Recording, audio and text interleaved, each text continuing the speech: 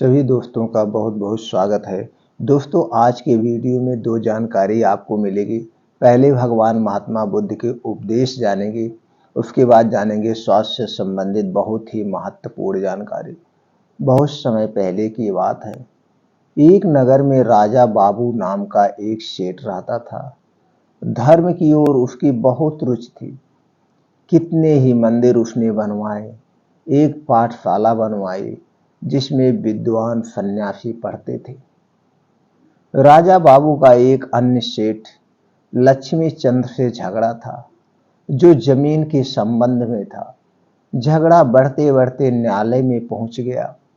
अभियोग चलने लगा। कई वर्ष अभियोग चलता रहा। राजा बाबू अभियोगों को भी लड़ते थे और अपने काम भी करते थे। उनकी बनवाई हुई पाठशाला में प्रत्येक रात्रि को कथा होती थी। राजा बाबू सर्वदा उसे सुनने जाते थे। कथा सुनते सुनते उनकी संसार से वैराग्य उत्पन्न हो गया। तथागत से पूछकर वह आश्रम में रहने लगे। एक कमरे में पड़े रहते थे, एक ही कमरे में। खाना घर से आ जाता था, वह खा लेते थे और जाप करते रहते थे। बहुत समय बीत गया। एक दिन उन्होंने बुद्ध से कहा, यदि आपकी कृपा हो तो संन्यास ले लूं। बुद्ध ने कहा, नहीं नहीं राजा बाबू, अभी तुम संन्यास के योग्य नहीं हुए हो। राजा बाबू ने सोचा, मैं घर पर नहीं जाता, परंतु मेरी रोटी तो घर से ही आती है। अब घर से रोटी नहीं मंगाऊंगा, यही एक नौकर रख लूंगा, वही बना दिया करेगा। ऐसा ही किया उन्होंने। और फिर एक दिन यह सोचकर कि अब तो घर से कोई संबंध ही नहीं है, फिर वह बोले, भंते अब यदि संन्यास ले लूं तो? बुद्ध ने कहा, नहीं, अभी समय नहीं आया है। समय आएगा तो मैं आपको बता दूंगा। राजा बाबू ने सोचा, मैं अभी नौकर से रोटी बनवाता हूं, इसीलिए तथागत हमें मना कर रहे हैं, शायद तभी नहीं मान रहे हैं। यह भी छोड़ दूंगा, भिक्षा मांग कर खाऊंगा और आराम की सब वस्तुएं भी छोड़ दूंगा। तब ऐसा ही उन्होंने किया। सुबह के शाम नगर में जाता, भिक्षा मांग कर लाता और सारा दिन आत्मचिंतन में मस्त होकर बैठा रहता था। अब उसका जीवन एकदम खुशियों से बीत रहा था। धीरे धीरे समय बीत गया। फिर प्रार्थना की कि बुद्ध से जाकर के अब प्रार्थना करते हैं, शायद अब भगवान महात्मा बुद्ध मान जाए और हमें भिक्षु बनने का आदेश दे दे। वह प्रार्थना की बुद्ध से, भंते मुझे संन्यास लेने दीजिए। बुद्ध ने सोचकर कहा, अभी नहीं राजा बाबू। राजा बाबू आश्चर्यचकित कि अब क्या कमी रह गई हमारे अंदर, अब भगवान महात्मा बुद्ध हमें क्यों मना कर रहे हैं। सोच कर देखा और फिर उसने अपने आप को कहा, मैं सभी जगह मांगने गया हूं, परंतु सेठ लक्ष्मी चंद्र के यहां मांगने नहीं गया। इसीलिए शत्रुता की पुरानी भावना अब भी मेरे हृदय में बसी हुई है। इस भावना को छोड़ देना होगा, तुरंत इसे निकाल देना होगा। वाह! फिर जो है दूसरे दिन प्रातः ही सेठ लक्ष्मी चंद्र के मकान पर पहुंचा। जाकर अलख जगाई, भगवान के नाम पर भिक्षा दे दो, भगवान के नाम पर भिक्षा दे दो, यह कई बार कहा।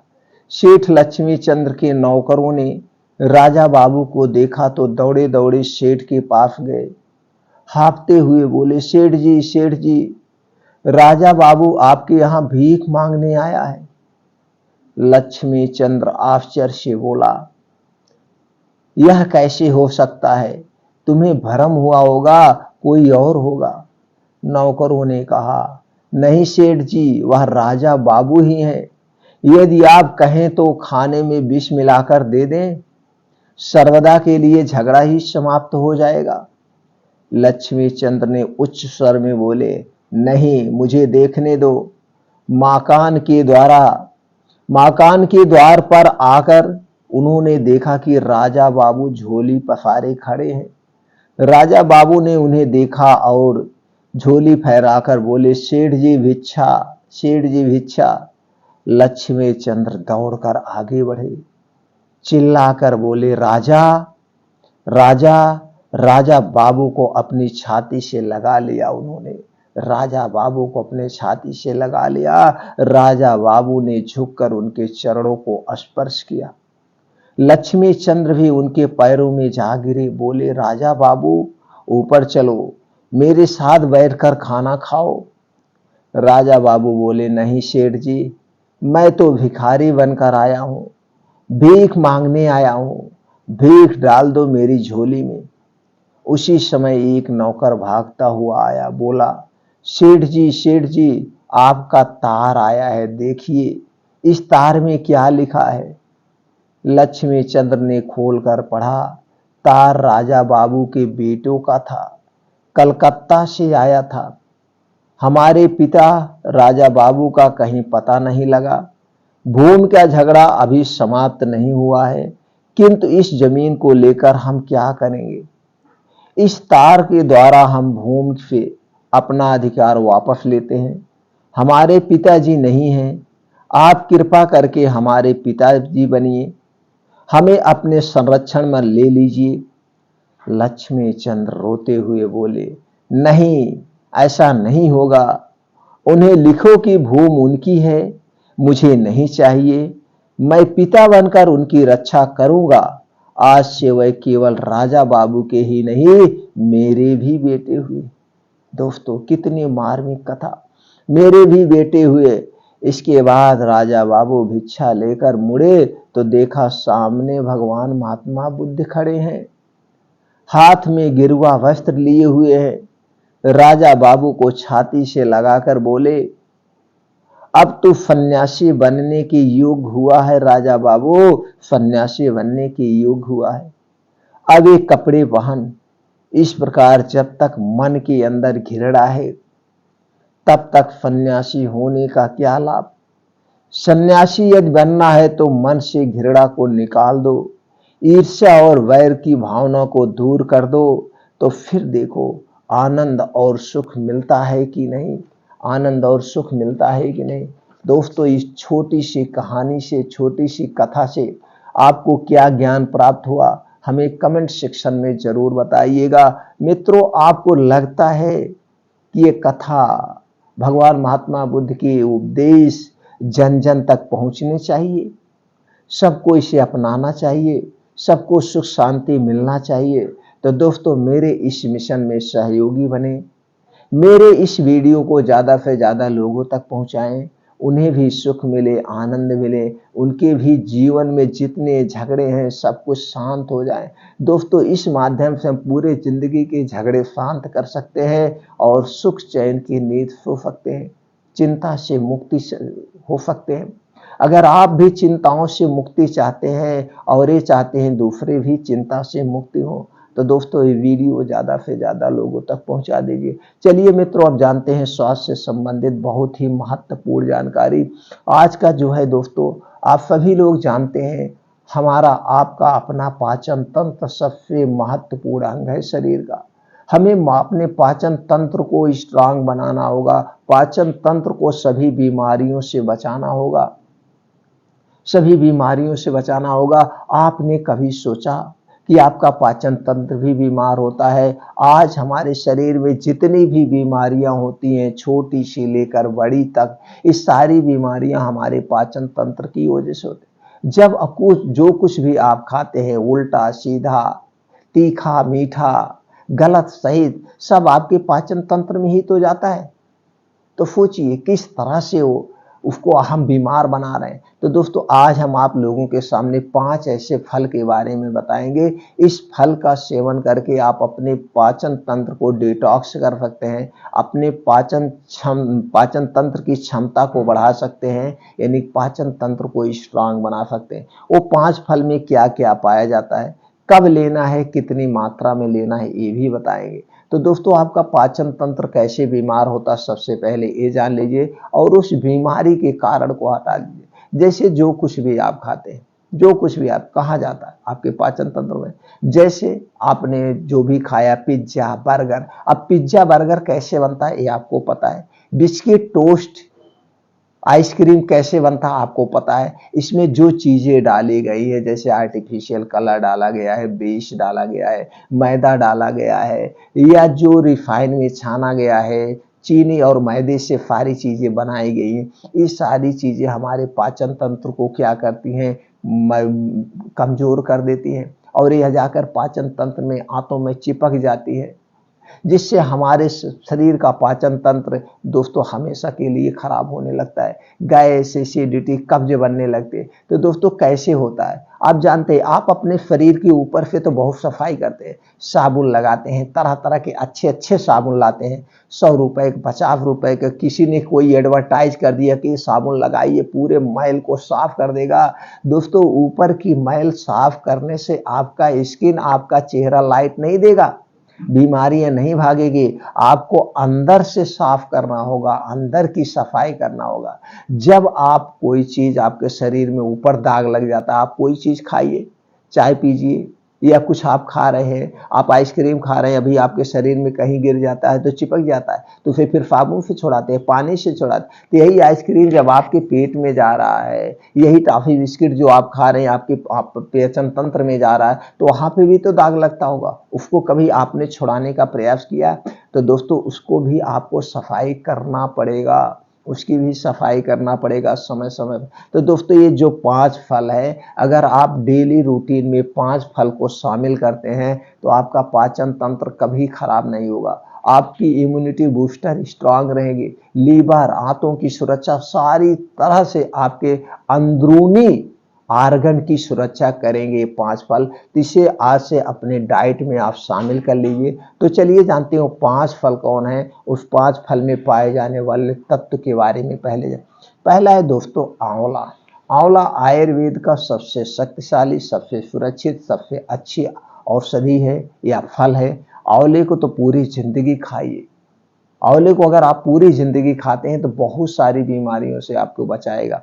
तो आंवला में क्या क्या पाया जाता है, फाइबर पाया जाता है, folate, antioxidant, phosphorus, iron, carbs, omega 3 fatty acid, vitamin C, magnesium, calcium, flavonoids, carotene जैसे छोटे मोटे बहुत सारे प्रोटीन्स, विटामिन पाए जाते हैं। दूसरी चीज है दोस्तों सेब।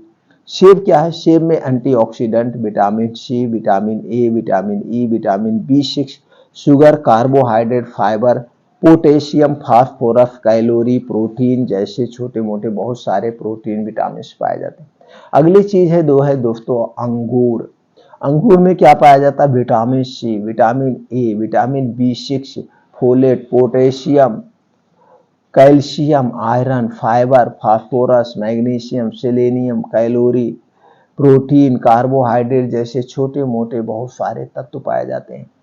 इसके बाद नींबू है। नींबू में क्या क्या पाया जाता है दोस्तों, नींबू विटामिन सी का प्रमुख स्रोत है। Vitamin C, vitamin B, vitamin A, potassium, iron, sodium, magnesium, तांबा, फास्फोरस, क्लोरीन, प्रोटीन, वसा, फ्लेवोनाइड्स जैसे तत्व पाए जाते हैं। अगली चीज जो है दोस्तों वह है पपीता। पपीता में क्या पाया जाता है, अल्कालाइड्स जैसे कोलिन और निकोलिन, फ्लेवोनाइड्स, टैनिन और फैपेनिन, पैपेन और काइपोपैन जैसे प्री प्रोबायोटिक एंजाइम पाया जाता है। प्रोटीन, फाइबर, एंटीऑक्सीडेंट जैसे तत्व भी पाए जाते हैं। तो दोस्तों ये 5 फल आप समझ गए, 5 फल में क्या क्या कितनी कितनी मात्रा में पाया जाता है। ये पांचों फल आपके पाचन तंत्र को बहुत स्ट्रांग बनाते हैं। इसी तरह से बहुत सारे फल हैं। तो ये दोस्तों पांचों फल को आप अपने डेली रूटीन में शामिल कर सकते हैं, किसी भी तरह से, कैसे भी रोज खाइए। कैसे खाना ये जान लीजिए, आपको 3 से 4 आंवला डेली ऐसे कच्चे, आप 2-3 आंवला रोज सुबह खाली पेट आप चबा के खा लीजिए, आपकी आंतों की सफाई हो जाएगी। जो कुछ आप कचड़े खाते हो वो साफ करें, क्योंकि ये विटामिन सी का प्रमुख स्रोत है और विटामिन सी एक एंटीऑक्सीडेंट है जो कि साफ सफाई का काम करता है। तो दोस्तों आंवला रोज 2 से 3 आंवला आप डेली खाइए। कैसे भी खाइए, ऐसे कच्चे खा सकते हैं, इसका अचार बना के खा सकते हैं, इसका अचार बना के खा सकते हैं, आप इसका मुरब्बा ले सकते हैं, दोस्तों इसको किसी भी फॉर्म में, और जब तक आपको आंवला ताज़ा मिल रहा तब तक आंवले को ताज़ा खाइए। उसके बाद जब आंवला जान लीजिए अब ये सीजन जाने वाला है, उसके बाद आंवले खरीद लीजिए, पूरा साल भर के लिए सुखा के आप रख लीजिए। 3-4 महीने बाद फिर आंवला आने लगता है, तो 3-4 महीने के लिए इसी आंवले को सुखाइए। सुखाने के बाद पाउडर बना के आप किसी एयर टाइट डिब्बे में रख दीजिए। फिर इस सीजन आउट के बाद भी रोज 1 चम्मच आंवला जरूर खाइए। आंवला सबसे अच्छी चीज है। दूसरा है दोस्तों सेब। आपको 250 ग्राम सेब यानी कि 1 सेब रोज सवेरे खाली पेट खाना चाहिए। अगर रोज सवेरे 1 खाली पेट सेब आप खा रहे हैं तो दोस्तों आपको पाचन तंत्र से संबंधित, दिल से संबंधित कोई बीमारी नहीं होगी, और ये दोनों चीजें आपके शरीर का प्रमुख अंग हैं। आपने एक कहावत भी सुनी होगी, अगर आप रोज 1 सेब खा रहे हैं तो आपके द्वार पे डॉक्टर आने की जरूरत नहीं है। तो 1 सेब छोटा बड़ा भी होता है। आप ओजन के हिसाब से समझ लीजिए 250 ग्राम से 300 ग्राम का जो सेब होता है, 1 सेब रोज सुबह खाली पेट खाइए। बस उसमें एक सावधानी बरतनी है, सेब खाने के 1 घंटे पहले और सेब खाने के 2 घंटे बाद तक कुछ भी खाना पीना नहीं है, 1 घूंट पानी भी नहीं लेना है, तभी पूर्ण रूप से इसका आपको फायदा मिलेगा। अगली चीज जो है वो है अंगूर। अंगूर दोस्तों आप अपने रूटीन में डेली शामिल कर लीजिए। ये 5-6 महीने जब अंगूर मिलता है ना, 5-6 महीने रोज खाइए। कितना लेना है? 100 ग्राम। 50 ग्राम से 100 ग्राम डेली लीजिए, या आप क्षमता और ज़्यादा है तो 150-200 ग्राम ले सकते हैं। जिस हिसाब से आप अपनी कैपेसिटी है, जिस हिसाब से मेहनत करते हैं, कैसे करते हैं, और इसमें समय का भी होता है। समय का भी होता है, किस समय आप ले रहे हैं। ज़्यादा भूख लग रही तो आप 200 ग्राम तक खा सकते हैं, लेकिन ज़्यादा की कोई चीज़ की या ज़्यादा अति नहीं करनी चाहिए। एक डेली रूटीन में डेली मात्रा में रोज हमें खाना चाहिए। अगला चीज़ है नींबू। हमें दोस्तों 1 नींबू डेली लेना चाहिए। 1 नींबू हमारे डाइट में डेली शामिल होना चाहिए। इसे आप किसी भी तौर पे ले सकते हैं। दिन भर में कभी नींबू पानी पी सकते हैं, या सुबह आप खाली पेट उठ रहे तो उसमें नींबू डाल लीजिए। कुछ लोग दाल में डाल के खाते हैं, कुछ लोग नींबू की चाय पीते हैं। तो जैसे भी हो, लेकिन चीनी आपको नहीं लेना है। नींबू गुड़ की चाय पीजिए, सबसे बढ़िया है।